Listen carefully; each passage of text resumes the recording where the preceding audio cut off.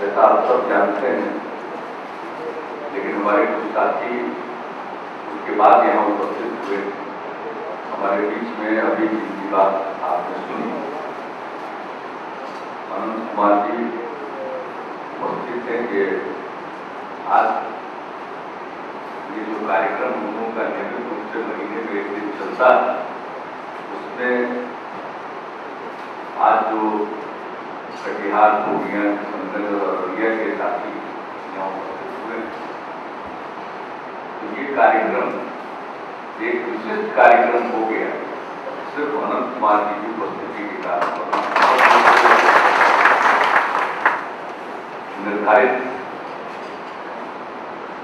कार्यक्रम के रूप में यहाँ एक दूसरे से मिलते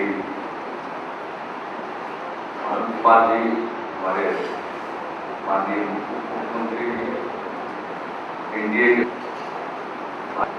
आदरणीय वशिष्ठ भाई, हमारे मंत्रिमंडल के सभी सहयोगी, दोनों दलों के यहाँ उपस्थित राज्य स्तर के पदाधिकारी, इन 4 जिलों से संबंधित यहाँ उपस्थित माननीय विधायकगण, पूर्व विधायकगण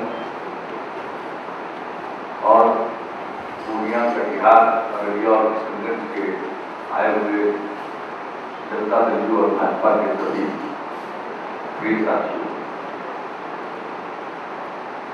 जैसा कि आप जानते हैं, महीने के चौथे सोमवार के दिन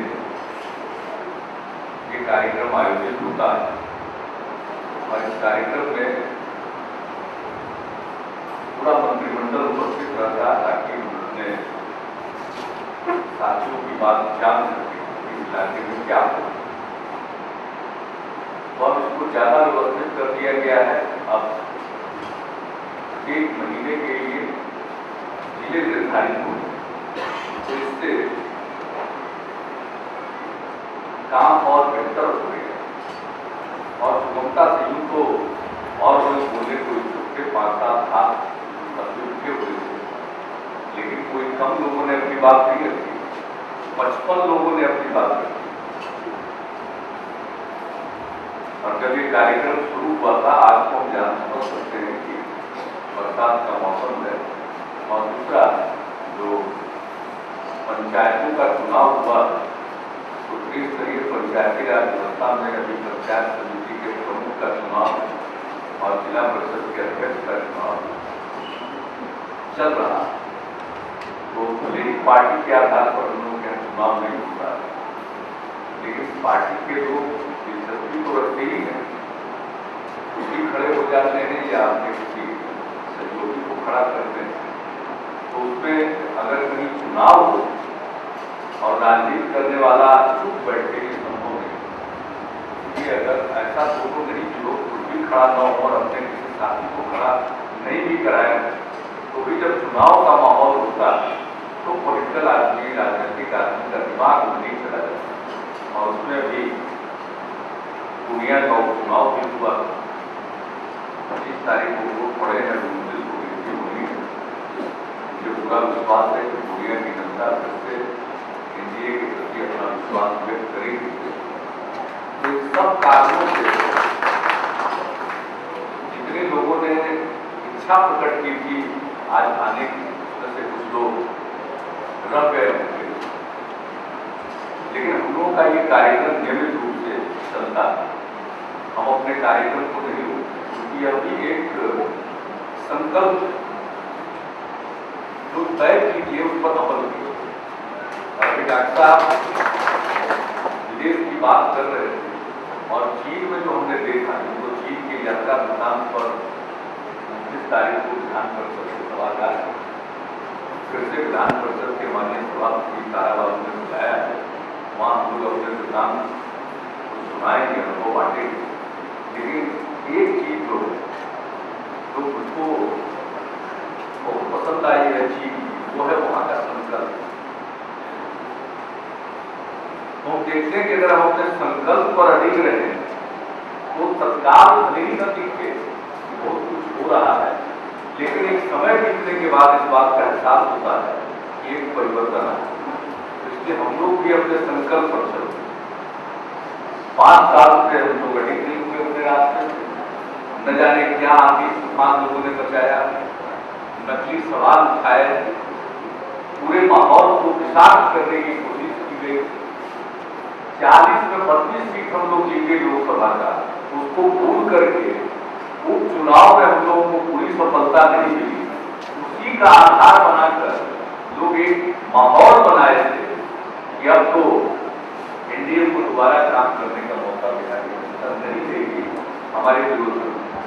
लेकिन हुआ हम लोग को अपने काम में लगे रहे और उसका अंजाम क्या हो इसके बारे में किसी को कल्पना नहीं थी। 243 में 206 सीट जीतना और इसका हम लोगों ने कोई गुमान नहीं किया। एक क्षण के लिए भी हम लोगों ने उसका श्रेय नहीं लिया। ये पूरा का पूरा श्रेय बिहार की जनता को जाता है। निर्णय लेते आप तक पहुंचा या नहीं पहुंचा उसकी भी समझ हो जाती है। और कैसे करें जिससे कि आप तक ही न पहुंचे, आम जनता तक पहुंच जाए बात, हम लोग सोचते रहते हैं। तो ये काफी उपयोगी कार्यक्रम है और मैं आप सबको यहाँ उपस्थित होने के लिए धन्यवाद देता हूँ। और बिल्कुल संक्षेप में, क्योंकि अनंत कुमार जी को एक और कार्यक्रम में जाना है और हमारे हम लोग एक साथ काम कर चुके हैं। 6 साल अटल जी के नेतृत्व में हम लोगों ने साथ साथ काम किया है। तो हमारे लिए थोड़ा व्यक्तिगत भी एक रिश्ता है, तो बिना खाए हम जाने नहीं गए, लेकिन इनका कार्यक्रम दूसरा ज़्यादा देर न हो, इसलिए हम अपनी बात को बहुत ही संक्षेप में रखें। 4-5 बात है जिसका इशारा करना जरूरी है। एक तो है फारबिसगंज की घटना, क्योंकि 4 जिले के लोग बैठे हुए। देखिए फारबिसगंज में घटना हमने घटना घटते ही उच्च अधिकारियों को बुलाया और पदाधिकारियों को हमारे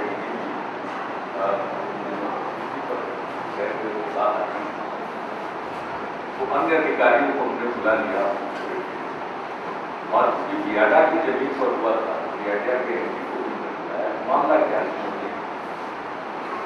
और बातचीत करने के बाद ही हमने निर्णय लिया कि हमारे वरिष्ठ जिले से रिपोर्ट नहीं कि डीएम और एसपी अपनी संयुक्त रिपोर्ट भेज दें या कमिश्नर और डीआईजी अपनी रिपोर्ट भेज दें, क्योंकि किसी भी पुलिस गोलीकांड के बाद एक प्रावधान है स्टेचुटरी कि डीएम और एसपी की ज्वाइंट रिपोर्ट आती है और जरूरत पड़ने पर सरकार कमिश्नर और डीआईजी को जांच कराती है। हमने उनकी रिपोर्ट का नहीं इंतजार किया और कमिश्नर और डीआईजी की जांच नहीं कराई, हमने उससे स्तर ऊंचा किया और पटना से हमने गृह सचिव यानी प्रशासनिक दृष्टिकोण से एक तरह से उच्चतम स्तर की जांच करें। गृह सचिव को और एडीजी मुख्यालय दोनों को वहां भेजा। अगले दिन वो चले गए, एक बिंदु की जांच की उन्होंने। हेलीकॉप्टर से गए थे, दिन भर जांच करके उनको लौटना था, लेकिन चूंकि मृतकों के मिट्टी मंजिल का काम हो रहा था तो हमने कहा कि सबसे मिलकर उनके परिजनों से बातचीत करके सारा काम पूरा करके लोग ट्रेन से वहां से चलकर रात में और उन्होंने अपने जो वहां जानकारी ली उसके आधार पर जो भी बात बताई, अगले दिन लिखित भी किया। हम लोगों ने यह तय किया कि हम इसकी जुडिशियल इंक्वायरी करें। मांग करते हैं लोग जुडिशियल इंक्वायरी, सब लोगों ने मांग किया था जुडिशियल इंक्वायरी और कर रहे थे और कैबिनेट ने तय किया कि हम चाहते हैं और कमीशन ऑफ इंक्वायरी एक्ट में प्रावधान है सरकार स्वयं ही रिटायर्ड जज का नाम तय कर सकती या किसी भी जांचकर्ता का नाम तय कर सकती, लेकिन हमने कहा नहीं। हमने पटना उच्च न्यायालय के माननीय मुख्य न्यायाधीश से नाम मांगा, अनुरोध किया कि सिटिंग जज, अगर सिटिंग जज देना संभव न हो तब आप रिटायर्ड जज। हमने उसका इंतजार किया, तो हाईकोर्ट में छुट्टियां चल रही और जब चीफ जस्टिस ने नाम सुनाया, जस्टिस माध्यम का उसी दिन हमने न्यायिक जांच आयोग की अधिसूचना जारी कर। न्यायिक जांच से बड़ा कोई जांच नहीं होता, दूध का दूध और पानी का पानी हो। किसकी गलती, क्या हुआ, किस कारण ये घटना, तत्काल क्या हुआ, पुलिस का गोली चलाना सही था या गलत था, और क्या किया जा सकता, एहतियाती कार्रवाई की गई या नहीं की गई, या घटना जो इस रूप में आई प्रकट हुई उसके पहले क्या किया जा सकता, क्या किया जाना चाहिए, आगे क्या करना चाहिए। इन सब चीजों को समेटते हुए टर्म्स ऑफ रेफरेंस जांच के बिंदु तय किए हैं मंत्रिमंडल, और वो जांच को क्या पीछे के साथ हमने तो सर्वोच्च जांच बैठा दी और एक बच्चा मारा गया। हम लोगों ने सोचा कि बच्चा को किसी कीमत पर या बच्चा को लेकर के कोई मां एजुकेशन में तो नहीं जाएगी, तो मानवीय आधार पर उस बच्चे के परिजन को भी 3 लाख रुपए का हम लोगों ने पूरा अनुदान दिया। जब फायरिंग हुई है और ये लोग मांग करते हैं, कभी कभी तो मुझको आश्चर्य होता है कि बुद्धि की बलियारी है, ये कोई मेरा तैयार किया हुआ सर्कुलर नहीं है, ये कांग्रेसियों के जमाने से चला है। अगर पुलिस फायरिंग होगी और बचपा में कोई मारा जाता है तो सरकार मुआवजा नहीं देगी, ये हमारा सर्कुलर नहीं है, ये कांग्रेस के जमाने का सर्कुलर है, ये कांग्रेसी सरकार का तय किया हुआ। और बीच में जो आरजेडी और बाद में आरजेडी और कांग्रेस की हम देख रहे हैं, सब ये वही लोग हैं जिनके कार्यकाल में 89-90 में भागलपुर में खौफनाक और शर्मनाक दंगा हुआ,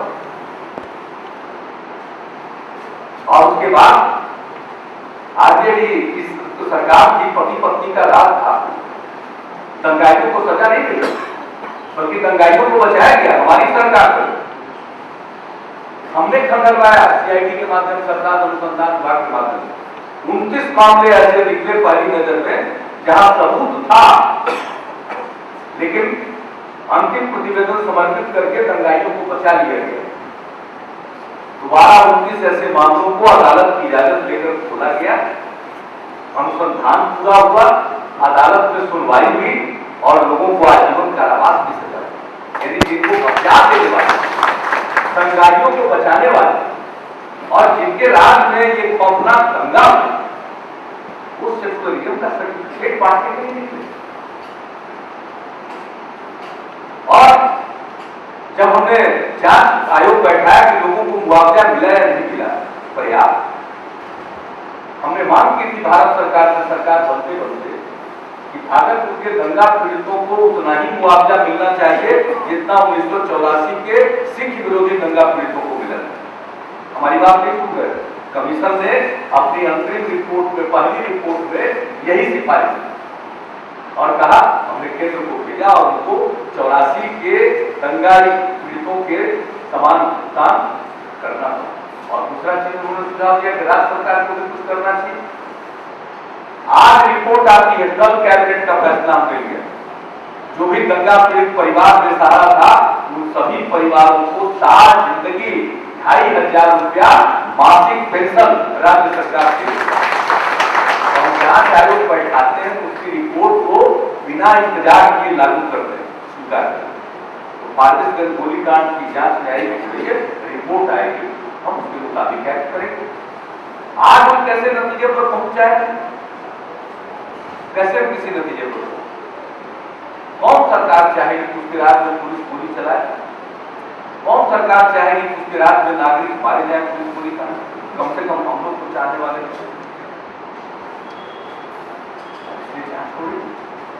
लेकिन लोगों को लगता है कि बड़ा भारी मसाला मिल गया, मसाला मिल गया। बहुत संस्था सब दिल्ली से मांग रही रिपोर्ट। हमने कहा रिपोर्ट आपको कैसे दें? हम तो खुद ही रिपोर्ट को अगर मान लेते तो न्याय क्या जाएगा बेटा?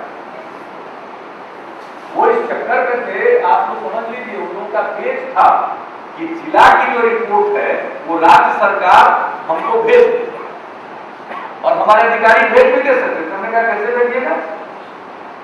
भेजने का मतलब है दोस्त में, और अगर जिला की रिपोर्ट पर हम संतुष्ट होते तो हम न्यायिक जांच को बैठाते। तो छोटा सा जवाब दिया कि हमने न्यायिक जांच आयोग बैठा दिया है, इसलिए हम कोई रिपोर्ट अभी देने, राज्य सरकार कोई रिपोर्ट देने की स्थिति नहीं है।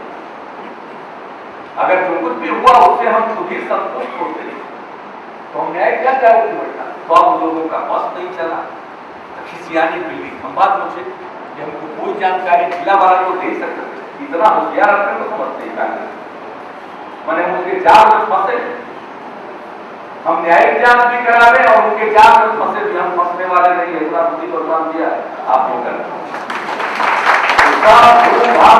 करके बैठ जाएगा और कार्रवाई अगर करने की बात आई है क्या चाहे के बाद चाहे जो भी देखना तो सब पहलू पड़ेगा, किसी उकसावे में तो कार्रवाई नहीं हुई है, सब चीजों को देखना पड़ेगा।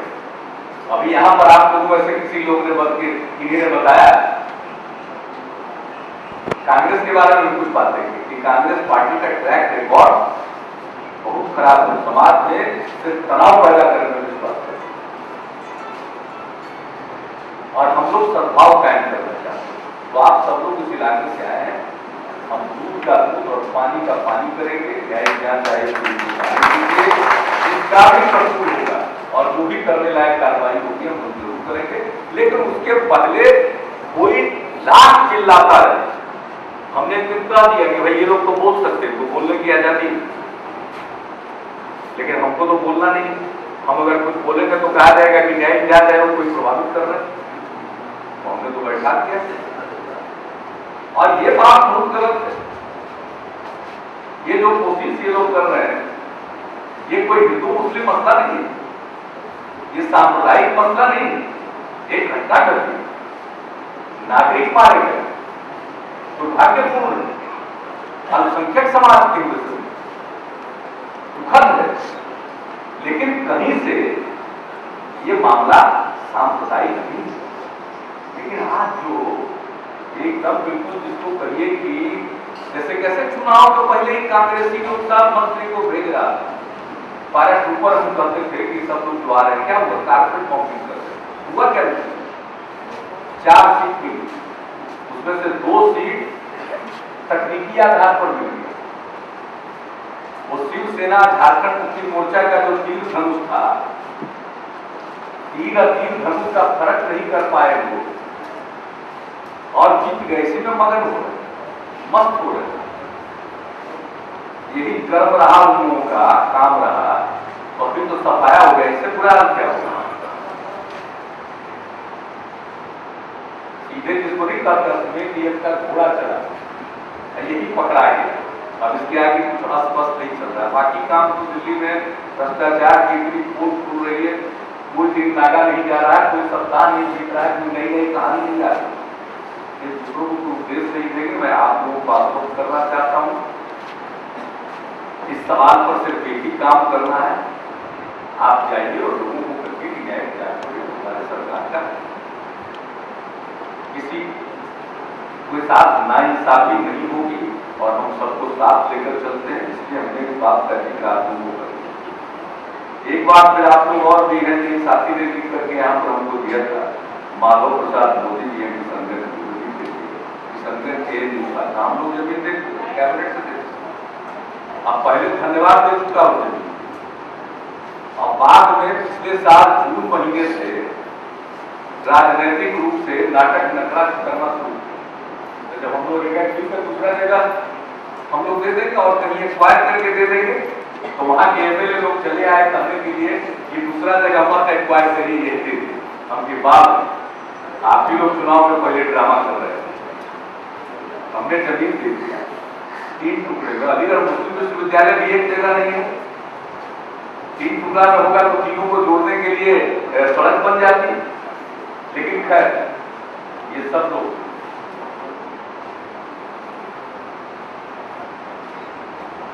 शिक्षा मंत्री जी कह रहे हैं इसके खिलाफ जाए, अभी सब का छोड़िए, हमको क्या मतलब हो, केंद्र सरकार का मसला लोग जाने, लेकिन हम लोगों का पोजीशन साफ है, कैबिनेट से हम पास करके अब बनाना उनका काम। और एक बात और बता देते हैं कि संगठन में यूनिवर्सिटी खुले, ये फैसला ये कांग्रेसियों का नहीं, आप लोग गलतफहमी के शिकार है। अलीगढ़ मुस्लिम विश्वविद्यालय के कुलपति ने पत्र लिखा था कटिहार की जमीन नहीं थी, चारों तरफ पता लगवाया। किशनगंज शिक्षा के मामले में सबसे पिछड़ा था और अलीगढ़ मुस्लिम विश्वविद्यालय में स्कूल भी चलता, तो हमको लगा चलो भाई अच्छा शाखा खुलेगी, फायदा होगा, सबको फायदा होगा। और मुस्लिम विश्वविद्यालय नाम है, उसमें मुस्लिम सिर्फ नहीं पढ़ते, हिंदू मुस्लिम सिख ईसाई सभी पढ़ते। अलीगढ़ इससे वो भ्रम नहीं करना चाहिए कि कोई मुस्लिम इंस्टीट्यूशन बन रहा है। वो सेंट्रल यूनिवर्सिटी है, भारत सरकार की यूनिवर्सिटी है, सब पढ़ते हैं, नाम को भी है। एनीवे, आपने लिखा, हम इस पर नहीं बोलने के लिए। माधव प्रसाद मोदी जी ने सुझाव दिया जिसका हमको डर था, ये बड़ा डेंजरस है भाई। केंद्रीय विश्वविद्यालय के बारे में भारत सरकार ने कहा कि बिहार के लिए एक मंजूर करते हैं, राज्य सरकार जमीन दे और जगह बता। जब जमीन देना जगह बताना मेरा काम था, तो हमने पूरे बिहार का मुआयना करके मोतिहारी दे दिया और जगह हुआ है। तमिलनाडु में, उड़ीसा में, सब जगह इंटीरियर में हुआ। बिहार में ऐसी क्या बात है कि पटने के पास बोलिएगा, क्या मतलब है? मोतिहारी बापू की कर्म भूमि रही है और वहां 3 जगह किसान जमीन देने को तैयार है, 1000 एकड़ से भी ज्यादा। हमने कहा टीम बना के भेज दीजिए, जो जमीन पसंद आए उसको, अगर गहरा है तो ऊंचा कर देंगे, सड़क बना देंगे, सब कुछ कर देंगे, बोलिए। शुरू में तो तैयार हो, बाद में क्या हुआ जो भाग गए। तो उसी समय हमने कहा कि भाई बनेगा तो नहीं बनेगा, वरना हम इंतजार करेंगे कि बापू की कर्म भूमि की इज्जत करने वाली दिल्ली में सरकार आए, हम इंतजार करेंगे। आप नाम मोदी जी, जब तक बैठे कि मोतिहारी है 160 किलोमीटर, वहां तो कह रहा है कि लोग जाएंगे नहीं, 360 किलोमीटर नहीं कहेगा कि जाएंगे।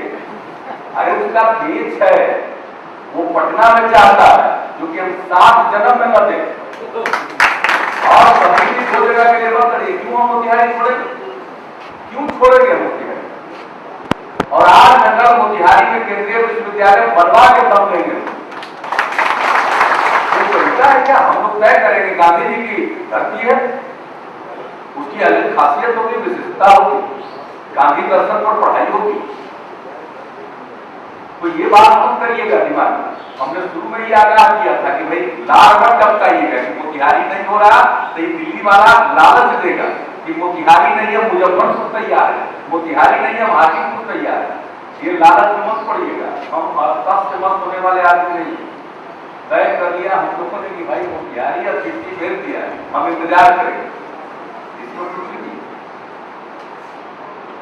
इसलिए ऐसा मत करिएगा, दिमाग में ये विचार मत लाइएगा हमारे लिए सब बराबर है, चाहे किशनगंज हो या मोतिहारी हो या बांका हो या दिल्ली हो या कैमूर हो या बिहार का 38वां जिला हो या जितने भी प्रखंड हैं या एक गांव, हमारे लिए सब बराबर है, सबको साथ लेकर चलते। इसलिए पार्टी के साथी हैं। हमने आज इस मीटिंग में आपसे नम्र प्रार्थना कर दी कि ऐसा विचार मन को में मत आने दीजिएगा, क्योंकि बड़ा ही खतरनाक विचार है और यही लीडे दे देगा कांग्रेसियों को, और किशनगंज के लिए तो नहीं देगा, लेकिन किसी दूसरे नजदीक स्थान के लिए दे देगा, झगड़ा करा देगा। इसलिए इस पर जरा दिमाग महिलाओं की शिक्षा, अरे ठीक है भाई, आपको बता दिया महिलाओं का शिक्षा दर कोई बढ़ नहीं जाएगा केंद्रीय विश्वविद्यालय, उसमें जो डेंजर है उसकी तरफ हमने आपका ध्यान रखना। किशनगंज में स्कूल खोलने चाहिए, कॉलेज खोलने चाहिए। एक में कहा पीजी की पढ़ाई नहीं होती है, शिक्षा मंत्री को हमने तुरंत कहा कि भाई इसके लिए तुरंत पहल कीजिए, वो अलग चीज। हर एक प्रखंड में 5 हाई स्कूल खोलने का निर्णय रहा और होना चाहिए, इस सब में कोई दो राय नहीं। हमने सिर्फ कहा आपको केंद्रीय विश्वविद्यालय के अंदर ये खतरनाक विचार मत लाइएगा, पूरे बिहार को एकजुट रहना पड़ेगा। जैसे विशेष रास्ता तय करेगी केंद्रीय विश्वविद्यालय कहां खुलेगा, आप बिहार में नहीं तय करेंगे लोग, ये दिल्ली में बैठे हुए लोग तय करेंगे। मैंने उड़ीसा में करेगी उड़ीसा की सरकार, तमिलनाडु में करेगी तमिलनाडु की सरकार, और बिहार में करेगा दिल्ली की सरकार। ये भेदभाव नहीं, इसलिए हमने आपको बता दिया, सब लोग ध्यान दीजिए। ये 2 चीज स्थानीय चीज थी, आप बिल्कुल एक मिनट में मूल्य वृद्धि पेट्रोलियम पदार्थों के चलते हुए इसको लेकर के भयंकर विरोध कीजिए, जहां जैसे बने उस तरह से उसका प्रोटेस्ट कीजिए। दोनों पार्टियों की तरफ से किया जा रहा है। पिछली बार 3 साल पहले जब बढ़ा था हम लोगों ने टैक्स को एकदम न्यूनतम स्तर तक पहुंचा दिया। कोई हमारे यहाँ नहीं, बंगाल में हुआ तो सेस लेते थे, हमारे यहाँ कोई सेस। फिर भी हम लोग आज शाम में फिर बैठे, जिस दिन बढ़ा उस समय में अधिकारियों को निर्देश दिया। सुधीर जी छत्तीसगढ़ गए हुए थे, आज हम लोग शाम में बैठेंगे, क्या कर सकते हैं हम लोग उसको देखेंगे अपनी तरफ। लेकिन दिल्ली पैसा बढ़ाती है और राज्य में कुछ टैक्स ज्यादा होगा, हमारा तो टैक्स ही न के बराबर है, तो हम उसको हटा करके कितना फायदा दे सकते हैं? अगर 2 पैसा 3 पैसा का फायदा होने वाला है तो वो तो होगा नहीं, खुदरा तो किसी को देता नहीं। हम देख रहे थे 11 रुपये 87 पैसा अगर किरासन तेल की लीटर है तो 11 रुपये 93 पैसा हो रहा है, तो फट के अगर 11 रुपये 90 पैसा हो जाएगा, हमको तो नहीं लगता है कि कोई 11 रुपये आज की तारीख में जो रेट है 63 पैसा या कुछ भी उस तरह का कोई पैसा देता है? इतना पूरा कहाँ रहता है इनका? तो फायदा होगा कि नहीं होगा व्यावहारिक तौर पर जनता को कुछ फायदा मिलेगा नहीं, उसकी पूरी जांच पड़ताल अभी माननीय कर विभाग कर रहा है और सामने हम लोग इस पर बैठक करके देखेंगे। लेकिन उसमें पीछे ये कह देना है कि हमारे यहाँ तो कोई टैक्स नहीं है, उपकर लगता ही नहीं। जो बंगाल में 16 रुपया का उपकर लगता था गैस सिलेंडर पर, वो हटा, हमारे यहाँ उपकर है ही नहीं। हम क्या हटा, हम हटावेंगे? ये विचार ये इसलिए हमने इस बात पर कृषि के क्षेत्र के लिए कृषि कैबिनेट गठित हुआ है। ये बहुत बड़ा इनिशिएटिव है और कृषि के क्षेत्र में बहुत आगे काम होगा और आपके इलाके में अपार संभावना है। 2 चीज सिर्फ आपको जानकारी दें, आप लोगों में से कई लोगों ने कहा ब्लॉक वगैरह में ये सर्टिफिकेट वो काम में पैसा लगता है, इसी के लिए लोक सेवा कानून है। अब समय सीमा निर्धारित कर दी गई कि कौन सा काम कितने दिनों के अंदर अधिकारियों को कर देना, अगर वो नहीं करेंगे तो दंड का प्रावधान। और ये कानून बन गया, उसकी नियमावली भी बन गई, अब ट्रेनिंग चल रहा है। 15 अगस्त के दिन से वो लागू होने वाला है। हम चाहेंगे आप भी उसमें शामिल होइए लोक शिक्षण।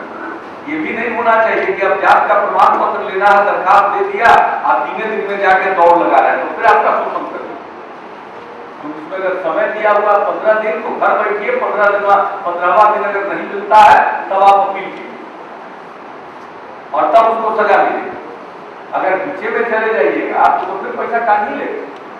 तो हम लोगों ने कानून बनाया और उस कानून को समझ लीजिए, उसका भी होगा मंत्रियों से कहेंगे कि अगली बार से जब भी लोग मिलते हैं लोक सेवा अधिकार कानून के बारे में तो हम लोगों की पुस्तिका वगैरह वो भी इनको विकसित करके देना, ताकि आप लोग भी पढ़ लीजिए और उसका खूब प्रचार प्रसार करें तो लोग किसी के चक्कर में नहीं फंसे और समय पर लोगों का काम हो जाएगा। हम परेशान कैसे इसका रास्ता निकला, एक रास्ता निकला है, बाकी तो संपत्ति जब्त करने का कानून बन गया है, पूरी कोर्ट में चुनौती लोगों ने दिया।